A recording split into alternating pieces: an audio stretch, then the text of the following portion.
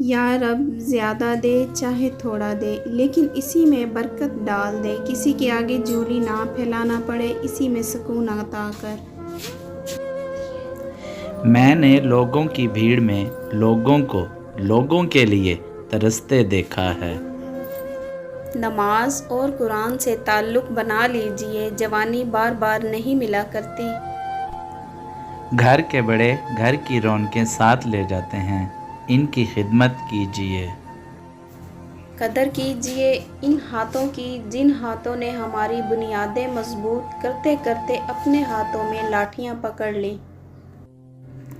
عورت کی میت کو نامحرم نہیں دیکھ سکتا تو زندہ عورت کس جواز کے تحت اپنی نمائش کرتی پھرتی ہے؟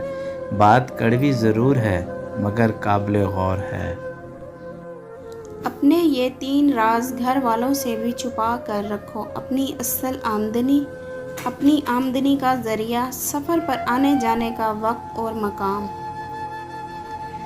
چلنے والے 2 پیروں میں کتنا فرق ہوتا ہے، ایک آگے اور دوسرا پیچھے، مگر نہ آگے والا غرور محسوس کرتا ہے نہ پیچھے والا توہین، کیونکہ دونوں جانتے ہیں کہ پل بھر میں جگہ بدلنے والی ہے۔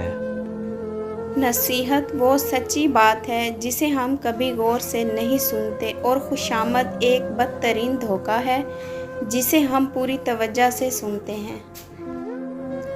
اگر کسی کو تکلیف دے کر بھی اچھے سے سو لیتے ہو تو اپنے ضمیر کا جنازہ پڑھ لو، کیونکہ وہ وفات پا چکا ہے۔ پرخلوص لوگ جو بہت مشکل سے ملتے ہیں ان کی قدر کیجئے، جو آپ کی خوشی میں مسکرانے اور آپ کے غم میں آپ کا ساتھ نہ چھوڑے۔ نماز پڑھنے کیسے نہیں جائے گا، تو میرا بہترین دوست ہے، تیرے بنا میں جنت میں کیسے جاؤں گا۔ زندگی کے سفر میں گزر جاتے ہیں جو مقام، وہ پھر نہیں آتے۔ عزت جب عزتوں کے مالک نے دی ہو تو کسی کے برا چاہنے سے کیا فرق پڑتا ہے۔ سب کہنے کی باتیں ہیں، کوئی کسی کا درد نہیں سمجھتا سوائے اللہ کے۔ فرمان مصطفیٰ صلی اللہ علیہ وآلہ وسلم، والدین کا نافرمان، شراب کا عادی اور چغل خور جنت میں داخل نہ ہوں گے۔